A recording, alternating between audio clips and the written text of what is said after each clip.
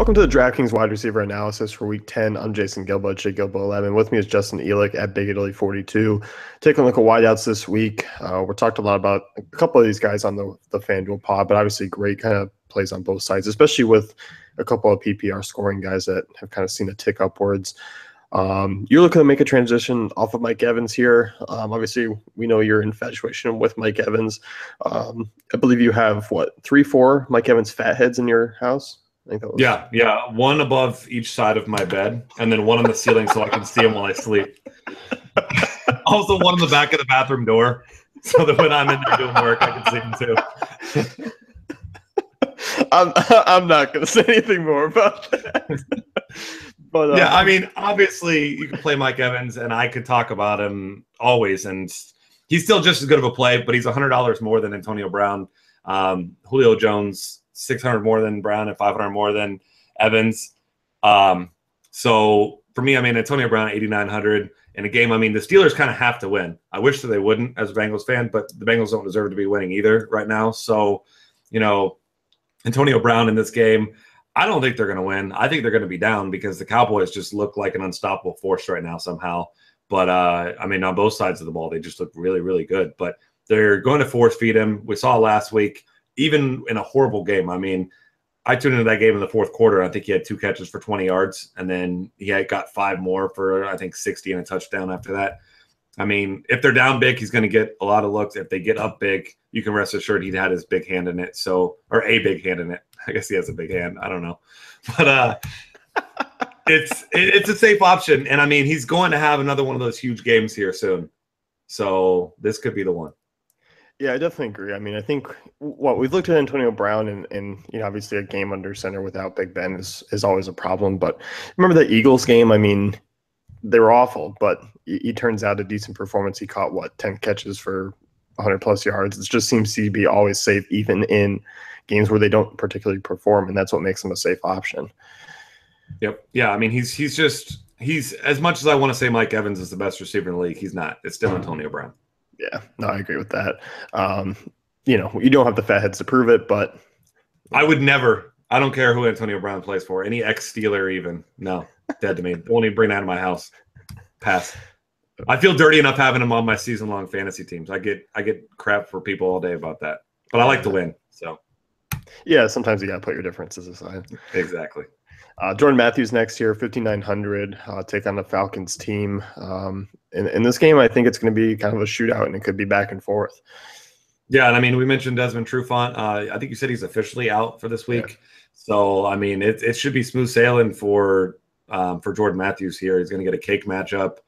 Really hasn't shown much upside, but 12.5 targets a game over the last 2 weeks, 15 and 10. So, this is a game where they're going to have to score, like you said. The Falcons and Julio Jones and company are going to just continue to score points because Matt Ryan just looks like an unstoppable force. Like he's unbelievable right now. I don't know how he doesn't win MVP unless something dramatic changes. But, they're going to need to score points. Carson Wentz isn't particularly good. But if he's looking your way, 12 times a game and you're under 6K in a game that you're going to be throwing the ball, I mean, that's just a perfect recipe for just a safe option that, I mean, does have potential to have a big game.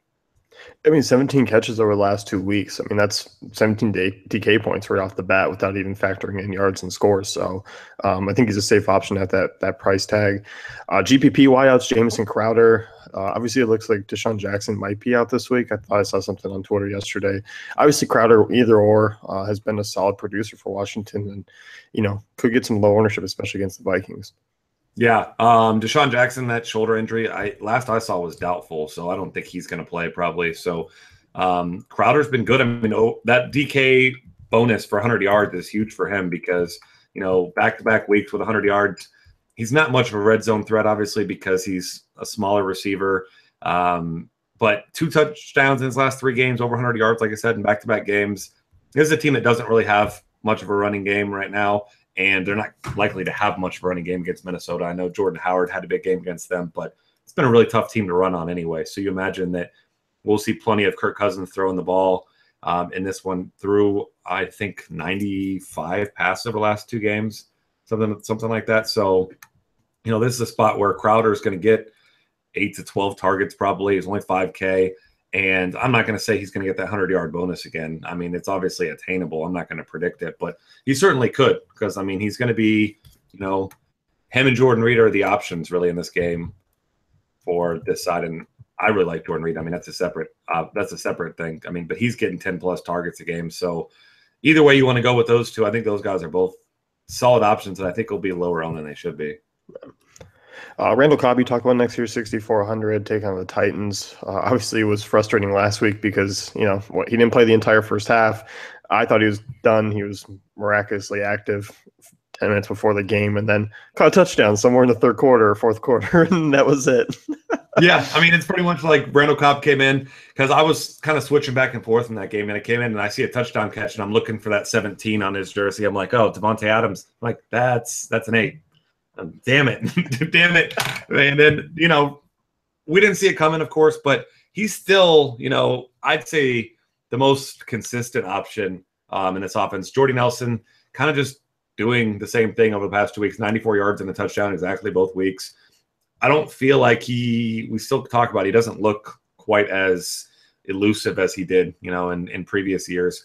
And Randall Cobb, I think, is still, the best option in this offense for Aaron Rodgers. And Aaron Rodgers has been incredible recently. So Cobb, I think people with him being still limited, didn't practice some this week. People won't be on him as much. I think they'll still look at Nelson and Adams, and rightfully so. Everybody's a fine option in that offense, it seems.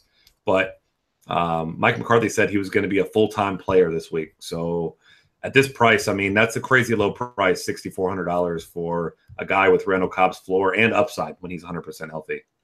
Yeah, I mean, when you look, last few weeks, and really before the injury, he had a really nice stretch of 2 to 3 games, and we were on him. It just looking in and out of each week, being a cash game guy. And then the injury comes, and obviously this is going to knock him down a little bit in terms of ownership and maybe a little bit floor as well if he's not 100%. But I like Cobb this week, and I think if something does happen, Adams and Nelson are just kind of easy pivots, and even Montgomery.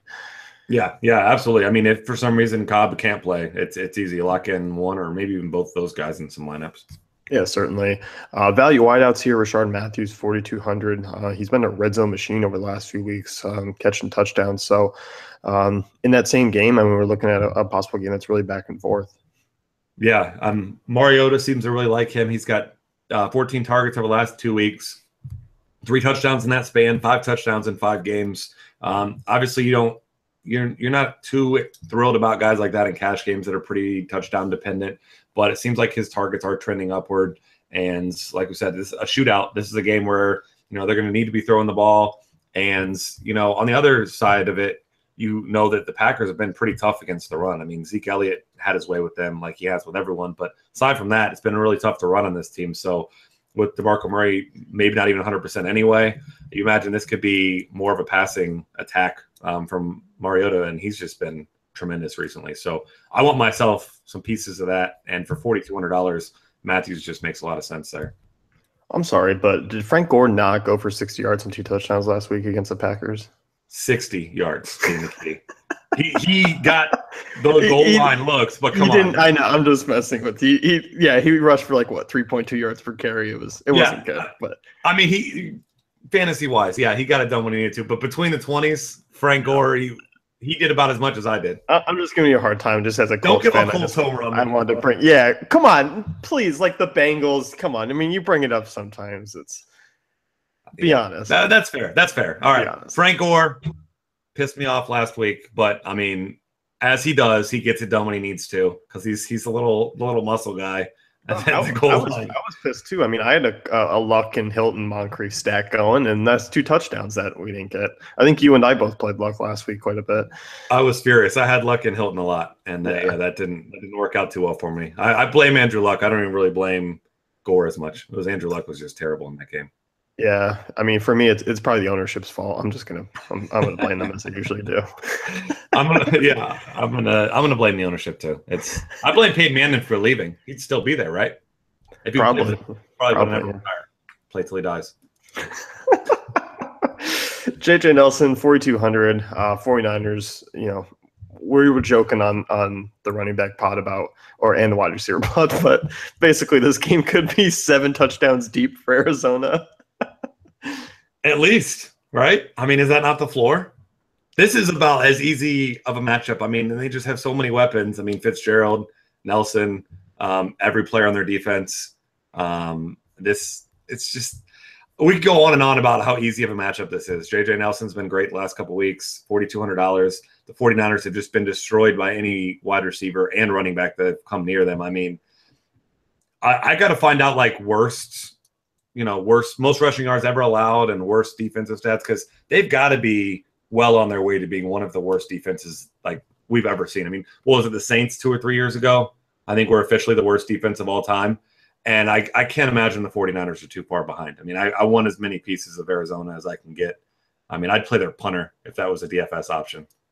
And they're not. No, I wouldn't. They're not going to punt. That was stupid.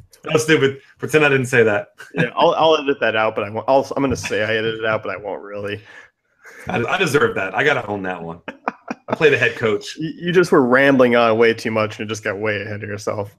I mean, if they don't score 35 points, the world might come to an end. Like actual Armageddon. Between that, we're close already. Yeah, exactly. But within a span of 7 days, we might see Armageddon twice. But I mean, in terms of, you like him more here in GPPs, just because it's only a small sample size and we haven't really seen obviously a lot, and there's a possibility that they just get it way out ahead and don't really look to keep tossing the ball.